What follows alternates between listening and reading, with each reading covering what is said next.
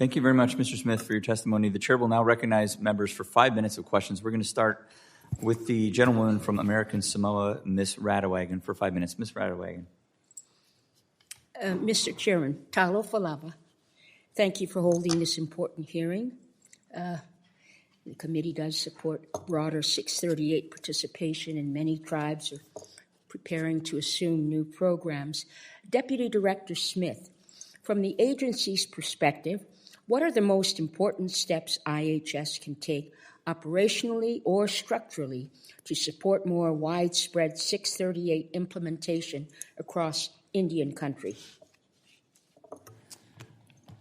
Thank you very much for the question. First and foremost is that this is not a one-sided deal. This is government to government. There are two parties that come together. Partnership is absolutely essential. And whether we rely upon the tools of tribal consultation to make sure that as the federal government, we are making informed decisions and positions on our side, that's absolutely essential. And likewise, we need to show up as in a government-to-government manner. Because of this shift in our portfolio with 62% of our budget that's now tribally managed and operated, that does not diminish in any way the federal trust responsibility or federal duties that exist for the federal government. So I would say it starts off with a conversation in that tribal consultation format to identify those critical issues and path and develop a plan to move forward. Are there specific resources, statutory changes, or administrative reforms that would help IHS better support tribes ready to take on additional programs? Thank you for the question. As was cited earlier, the Government Accountability Office has identified some of the long-standing issues that face our system. Chronic underfunding, facility infrastructure, workforce. These are not only root causes of the federal side of the system, but tribes and tribal organizations that are assuming programs, services, functions, activities that were otherwise provided by the Indian Health Service are also encountering these issues. And so collectively targeting and finding strategies to bring in new facilities. In fact, our facilities today have an average age of 41 years old. That's 3 times older than a facility that you would see in the private sector. And as well as workforce. There's a huge competition across this country and a huge workforce shortage when it comes to healthcare providers. Collectively, we need to work together. Mr. Smith, you mentioned the flexibility differences in ISDEA. Are there opportunities to highlight or track these flexibilities at IHS or with partnering tribes, tribal organizations, or urban Indian organizations? Thank you so much for the question. Tribal self-determination and tribal self-governance are tribally driven.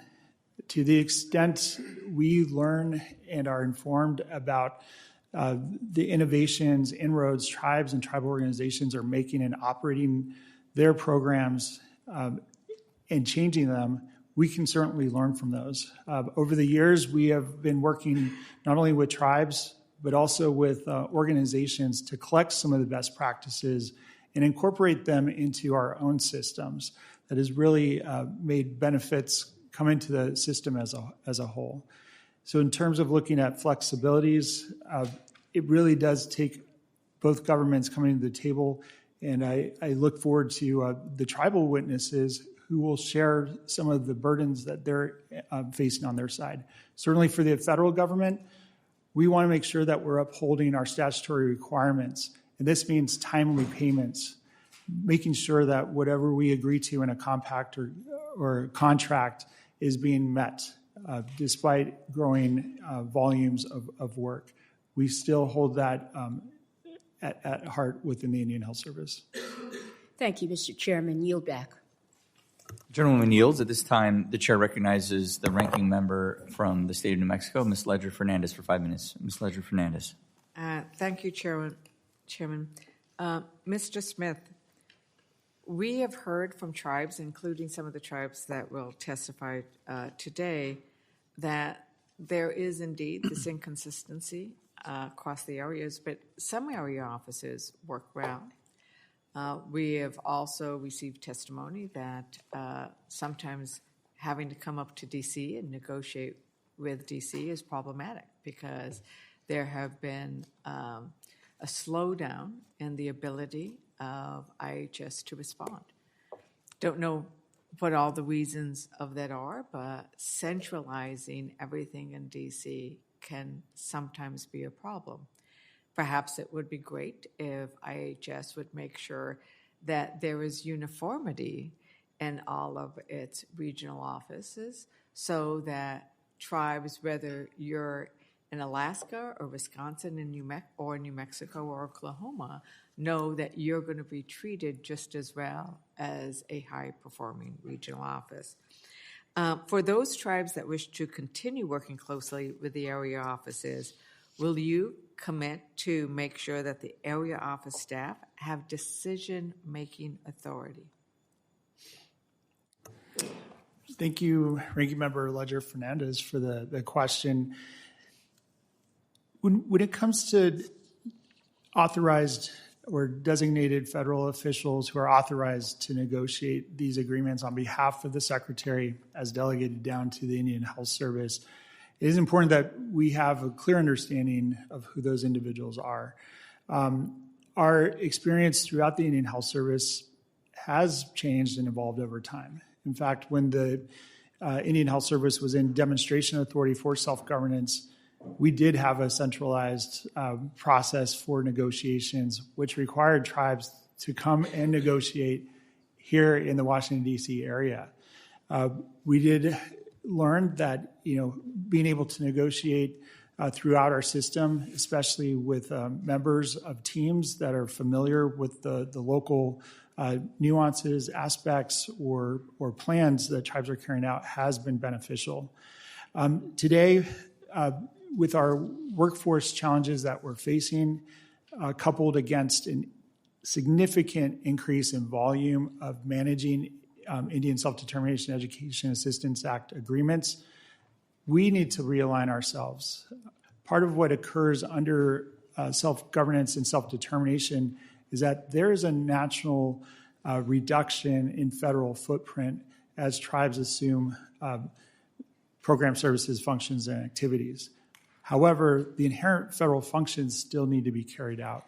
And Indian Health Service is at a point to make sure that we are looking at all of our existing resources to be able to carry out those inherent federal functions. So the question was, will you commit? And I haven't heard a yes or a no on that question. I will say it depends. And the reason I say it depends is because we are currently in active tribal consultation and urban confer on the IHS realignment.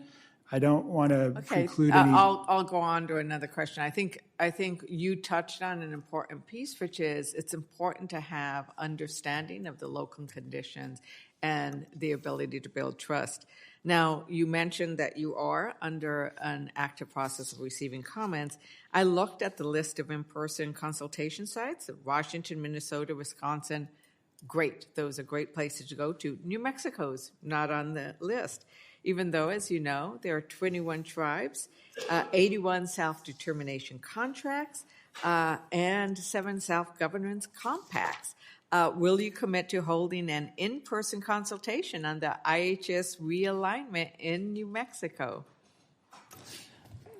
We'll certainly take that under consideration. I do want to share with you that just yesterday we have published a tribal consultation website on IHS realignment that not only identifies all the locations and opportunities, both in person and virtually, but also provides a list of frequently asked questions as well as materials. As you well know, in all of your different work and your own background, tribes like to be able to talk to you directly. Right? They want to be able to look you in the eye, to ask you the questions, to do those follow-ups. I think that using the multiple ways of getting input is useful, but it cannot substitute for in-person consultation and in-person feedback. and that feedback loop that happens like we're doing right now. So I'd like for you to commit to holding a consultation in New Mexico. Thank you. We'll take that under consideration. The gentlewoman's time has expired. At this time, Mr. Chair. the chair recognizes the gentleman from North Carolina, Mr. McDowell, for 5 minutes. Mr. McDowell. Thank you, Mr. Chairman, and thank you, Deputy Director Smith, for being here to testify before this subcommittee today. Today's discussion on modernizing the implementation of 638 contracting at the IHS goes to the heart of two principles that are very important to me: local control and federal efficiency. And modernizing 638 implementation is not about expanding federal programs. It's about letting tribes take responsibility for their own health care without Washington getting in the way. When tribes do manage their own hospitals and clinics, the results are clear accountability, faster decision-making, and better use of taxpayer dollars. The problem is not the law. The problem is the bureaucracy, in my opinion. And tribes that step forward to manage their own hospitals and clinics, they often face slow approvals, inconsistent guidance, delayed funding, administrative hurdles, and these are things that would never happen or be tolerated in the private sector. And now in North Carolina, with the Lumbee tribe about to be federally recognized, modernization becomes even more important, because as the Lumbee gain access to HHS programs and begin shaping their own health systems, they should be met with streamlined, consistent processes and not outdated bureaucracy, especially when you have a university like the University of North Carolina at Pembroke that is producing students in nursing, occupational therapy, and the list goes on. But they need to have somewhere to go where they're not going to be pulling their hair out because of the federal government that won't let them do their job. This is especially important for states like mine in North Carolina, where our tribes have already demonstrated what self-determination looks like. Well-run facilities, a strong tribal workforce, and programs that are designed by the community that they serve. So I look forward to working with all of my colleagues to ensure that we deliver a contracting process that respects tribes and it respects taxpayers and it gets the federal government out of the way for those who can do the job better. And so, Deputy Director Smith, where do you see the biggest bureaucratic delays or inconsistencies in IHS's contracting process, and how do those delays impact healthcare on the ground? Thank you very much for the question. And we agree with your points on local control and decision-making. That must absolutely occur.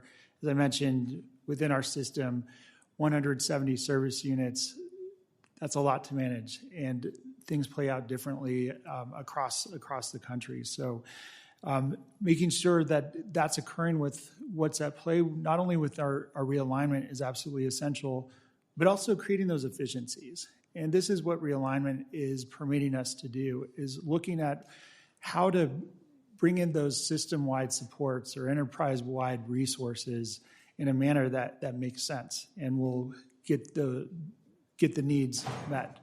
Specifically, on our side, our challenge, again, is the volume of work without a growing workforce to carry out those inherent federal functions of managing contracts and compacts. The work is getting done, but could it be done quicker? Probably. To give you an example, with our Section 105L leases, we're managing over 1,200 leases annually. And you might find this shocking, but there's 3 staff dedicated to doing that. And it's only growing. So this is certainly something that is on our radar.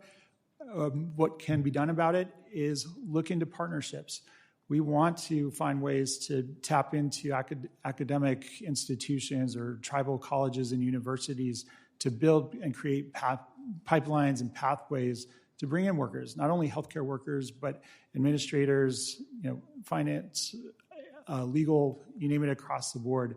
This is going to take a concerted effort, or using authorities such as the Intergovernmental Personnel Act to bring in subject matter expertise into our system to help bridge those gaps as we build capacity.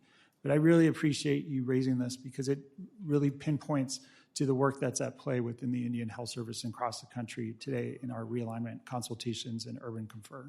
Sure. Well, thank you very much. And Mr. Chairman, I'll yield back balance of my time. The gentleman yields. At this time, the chair recognizes the gentlewoman from the state of Washington, Ms. Randall, for 5 minutes. Ms. Randall. Thank you so much, Mr. Chair, and thank you, Deputy Director Smith, for joining us. You know, I have to say I'm concerned by IHS's proposed realignment that would move functions and personnel from area offices to IHS headquarters, especially consider the shortened tribal consultation window, where tribes were notified of the realignment December 5th, just 1 week before they were to be consulted. Considering that tribes may not have had adequate time to prepare for consultation, what evidence does IHS have that centralizing all Indian Self-Determination and Education Assistance Act negotiations at headquarters will improve negotiation timelines? Thank you very much for the question. I do want to clarify that no concrete decisions have been made. It is a proposal, which is in part why we are engaging in a second round of tribal consultation and confer. A lot of these concerns came up initially, and we want to learn more about them. So how that's going to end, I don't want to draw any conclusions at this point. But what I do want to share is that, you know, in creating those efficiencies, in meeting our statutory requirements of the ISDIA is absolutely essential. Meeting our statutory requirements as a federal agency to provide healthcare oversight and management of the facilities that we oversee, we want to accomplish that. We also want to make sure that we're meeting our statutory requirements to maintain an electronic health record. It needs to be modernized. The GAO has told us this.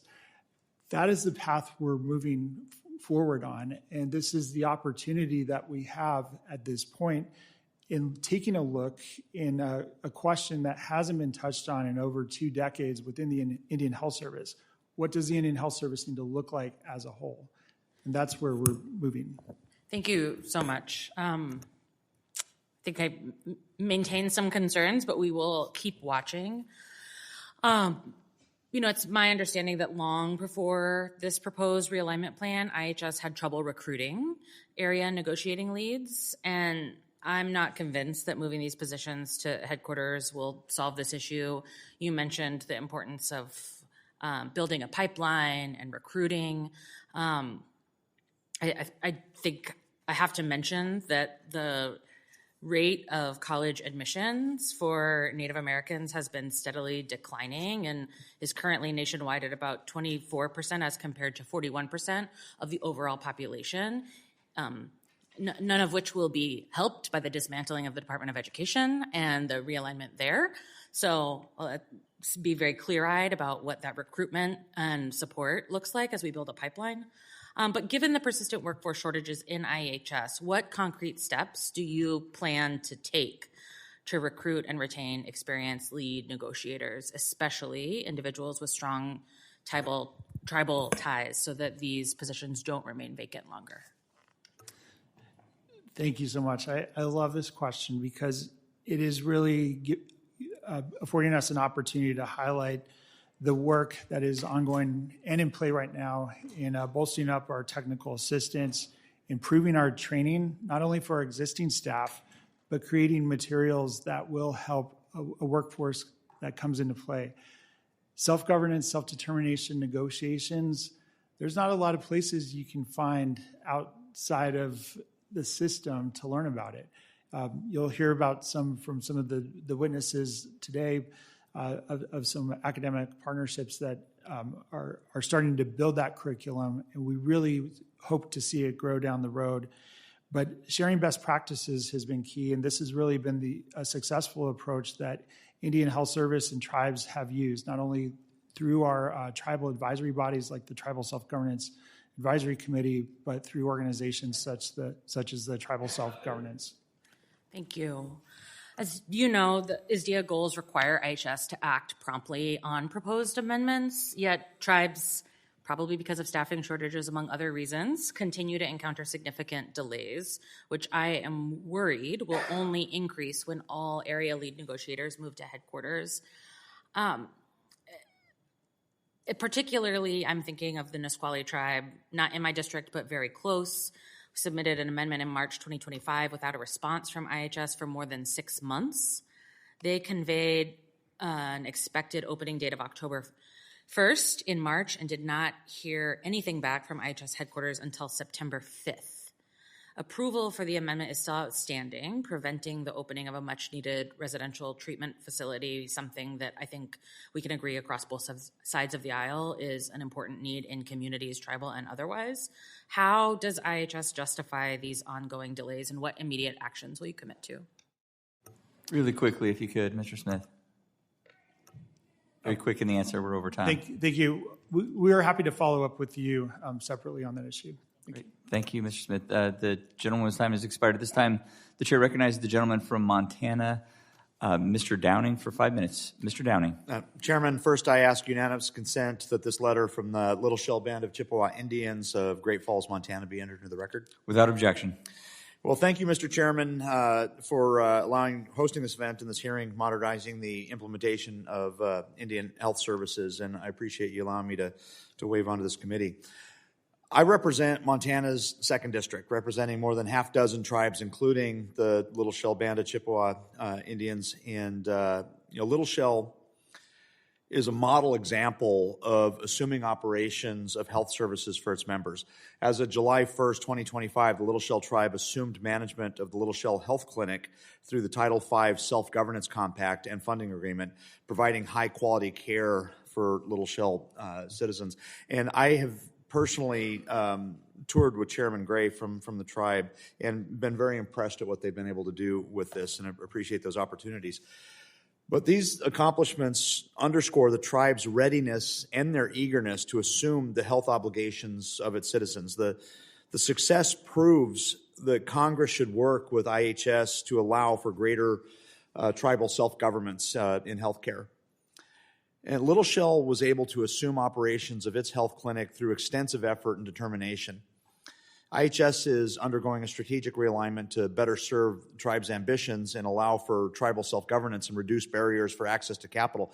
And so, Mr. Smith, I'm going to start out with how will the IHS realignment balance the need for standardized processes with the importance of understanding regional differences and sentiments for tribes across the United States? Thank you very much for the question. The IHS realignment is exactly that. It's a realignment. It's not a reduction. I think we've talked a lot about the current vacancy rates.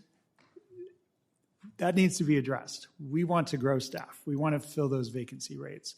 But at the same time, we want to ensure consistency in practice, whether it's in the state of Montana, whether it's in the state of Oklahoma, or Washington. We want our negotiators to be able to uniformly negotiate terms and conditions of the contracts and compacts. So by bringing in the resources, and again, the resources are all throughout the system. I'm getting a sense that there's a notion that centralization means moving people into a different location. We are going to draw upon our existing resources that currently reside throughout the country. Well, thank you. Yeah. Just moving on in the interest of time, you noted in your testimony that the IHS realignment aims to create a more accountable, efficient, responsive agency. Appreciate your comments there. But how will the proposed realignment directly support increased 638 implementation, and how will it help reduce the variation tribes experience across different area offices? Again, thank you for the question. Well, this aligns well with just modernization efforts. We need to update our systems.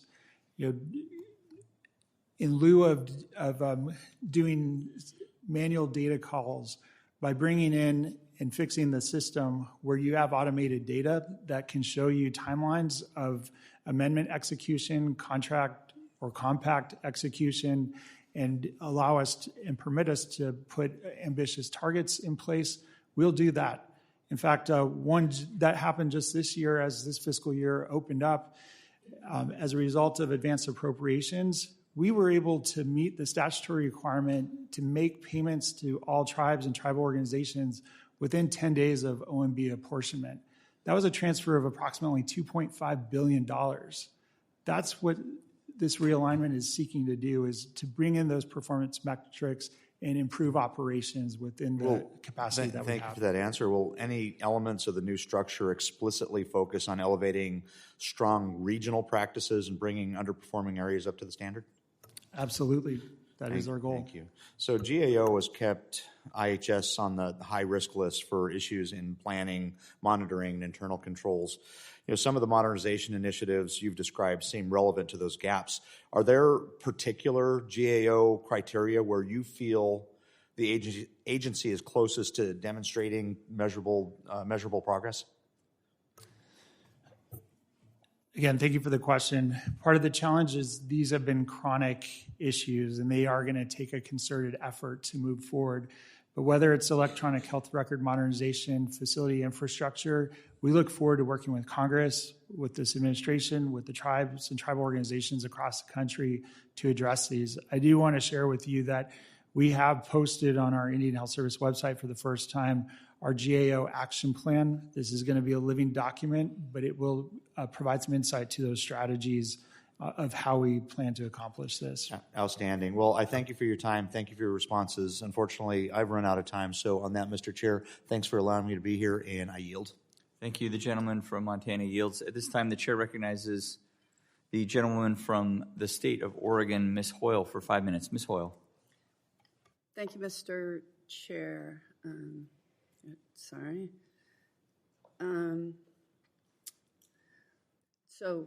And again, thank you, Deputy Director Smith, for being here. In Western Oregon, our tribes rely on 638 contracting to provide health care to tribal members.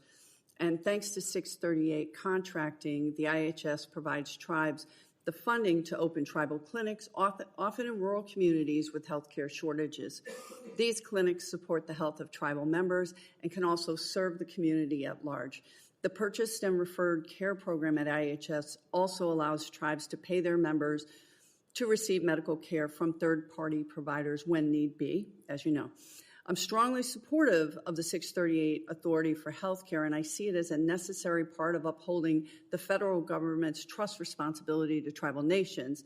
Now, today we're discussing how to modernize 638 contracting, and I support that. I'm happy to have the discussion as long as we have the same end goal, which is upholding tribal self-determination and expanding access to affordable, quality, appropriate health care for Native people.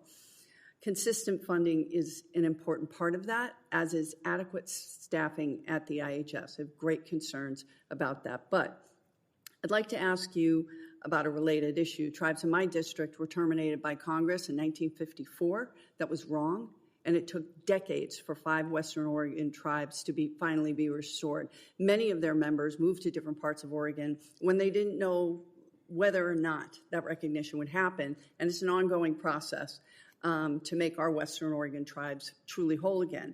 Several tribes have shared that it's an ongoing challenge to provide affordable health care to the many tribal members who live outside the tribe's purchased and referred care delivery area. So, a couple of questions so you can pull it all together. Could you outline the process for a tribe seeking to expand its purchase and referred care delivery area, number one?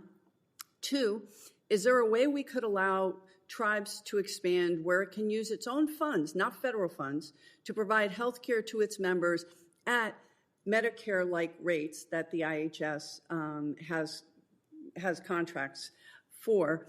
Because wouldn't that be of no cost to the federal government? It's a win-win situation. And then finally, will you commit to working with me to identify low or no-cost ways to make it easier for the restored tribes to deliver health care for their members statewide? Thank you, Representative, for the questions. To the last one, yes, absolutely. We will commit to working with you. Those goals are things that we're trying to achieve across the board. Your second question about the Medicare-like rates, I would like to follow up and get additional details on that. But with the purchase referred care designation areas, again, these are, there is a process. It's outlined in the Code of Federal Regulations on what tribes can do to expand or request the agency to expand that. So just so that we can have your answer go in the right direction, there is a process. It is complicated, it is convoluted, it is difficult, and needs streamlined. So. Okay, yes, and we have already made a few efforts to streamline the process in that, one, being able to review multiple requests and take action simultaneous. We've seen a lot of results in moving that forward. We're also drawing upon the revisions that were made, or the updates to the Indian Healthcare Improvement Act in 2010 that designated some states as statewide purchase referred care delivery areas. In fact, we're consulting on some of those right now, the Dakotas, for example, and the state of Arizona. But we can follow up with you and share the detailed process flows and maps, but those do start locally with the tribe and the respective area director. Great. Thank you very much, and I yield back. The gentleman yields. At this time, the chair recognizes himself for 5 minutes. Mr. Smith, how does IHS track timelines and capacity at area offices? We have internal teams that are monitoring those through our financial systems. As you know, some trackings are easier. I only bring this up as an example, but at all costs, we try to avoid these. But if there are dispute mechanisms, such as a final offer, there's a 45-day statutory time clock that gets set. So we do have systems to monitor those. Likewise, under the Title I side of things, the law is very prescriptive in terms of timelines, whether it's acknowledging Is it receipt. the same for Title V as well? No, Title V, once it became a permanent program at the Indian Health Service outside of the demonstration authority, the demonstration project did have concrete timelines of negotiations, but today there are no set timelines for negotiating self-governance agreements. So there's a variation among the area offices. Where are the bottlenecks? What are the staffing constraints or workload constraints that you see? There are variation. At least we've heard there's variations among the area offices. What is it that's causing those variations, and why are some offices working more efficiently or working differently than others? The variation. Are they better staffed? Are they better? They have more resources. What is it that's leading to a variation among the area offices? Yeah, thank you. The short answer is it depends. Some areas are engaged in some very complicated negotiations. Perhaps it involves a multi-tribal service unit. What does that look like if one tribe is seeking to negotiate its share of those programs, services, functions, activities outside of a facility? Others may be routine. In fact, we have some tribes in our California area that haven't come to negotiations in several years. They rely on the indefinite terms of a Title V self-governance compact and funding agreement, and we'll check in on occasion. So looking at the variation, how it plays out, not only to the routine work, but looking at the cycles. So some tribes have and Are we talking negotiate Title on I or fiscal Title year. V right now? Are we talking Title I or Title V? Both. Some can negotiate on fiscal year cycles starting October 1 of each year. Some start on the calendar year with the January cycle, so that workload distribution can differ. And then some may have other cycles.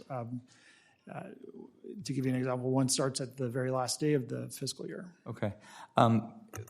IHS, 14,000, 15,000 employees. Does that sound right? Yeah, a little over 14,000 at this point. Okay. How many of those are assigned to 638 contracts and compacts in the 12 area offices and in D.C.? Do you have just a guess, just general? I'm curious. Yeah, so in total, in terms of what you're hired for in duties, I'll have to get back to you on a number. But what I do want to point out, What should it be? we do have some projections that are on the table. I think one of our areas that most recently went through a reorganization, which is helping to inform this realignment, is our intergovernmental and external affairs component that really looked at meeting the statutory requirements of the ISDIA. Not only the administrative work, but the negotiation work and other items such as contract support costs and 105L. And are the employees that are in the 638 contracting and compacting, are they only doing those duties in that area, or are they also doing other things outside of that area? As you suspect, they're carrying out multiple duties. Okay. In fact, some may be public health analysts. Some can be engineers in some cases. They're wearing multiple hats. How should we measure success? How should we as policymakers in Congress know whether or not IHS is headed in the right direction when it comes to 638 contracting and compacting? What are the external things that we could look to say you are on the right track? And that we would know at the end of this fiscal year it's either happened or it hasn't. Is it timelines? Is it how do we know if it's working? There's multiple factors. I think at the highest level, and this has always been most concerning for us, is just the recent data that shows that American Indians and Alaska Natives are living almost 11 years fewer than the general population. There's something wrong with that. That needs to change. Yeah, but that's pretty broad. 638 contracting and compacting seems more like I would expect it to be timelines, and my time has expired, and I want to let you know that I appreciate you being here and in your testimony. This is something that's really important, and I know all of us here on this dais care about improving these results and these outcomes and increasing the effectiveness of the 638 contracting and compacting. My time has expired, and at this point, I'm going to thank you, Mr. Smith, for your valuable testimony, and thank my colleagues up here for their questions. Are we going to go to a second panel? Okay. So members of the committee may have some additional questions for you, Mr. Smith, and we would ask that you respond to those in writing. And right now I'm going to ask the clerk to reset the table. And while that is happening, I am going to introduce the witnesses for our second panel. Okay.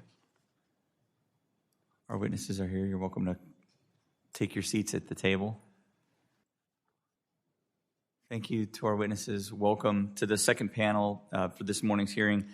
I'm going to start by introducing the Honorable Chuck Hoskin, Jr., Principal Chief of the Cherokee Nation in Tahlequah, Oklahoma. It's nice to see you again, Chief Hoskin. Next is the Honorable Greg Abrahamson, who is Chairman of the Spokane Tribe of Indians in Wellpinit, Washington. And last is Mr. J. Spaan, second to last is Mr. J. Spaan, Executive Director of Self-Governance and Communication, Education, and Tribal at the Self-Governance, Communication, and Education Tribal Consortium in Tulsa, Oklahoma. And last is the Honorable Victoria Kitchian, Council Member of the Winnebago Tribe of Nebraska in Winnebago, Nebraska. Welcome, witnesses. As you heard before, under committee rules, I'm going to ask you to limit your oral opening statements to 5 minutes, but your entire written statement will appear on the hearing record. To begin your testimony, you should see a talk button in front of you, green talk button. We do use timing lights, as you saw with Mr. Smith. When you begin, the light's going to turn green. When you have 1 minute to go, it will turn yellow, and then when it turns red, I would ask you to wrap up either your statement or your answer to the question as quickly as possible. I'm also going to allow each of you to testify before member questioning begins. And with that, if you are ready, the chair will now recognize the Honorable Mr. Hoskin for 5 minutes. Mr. Hoskin.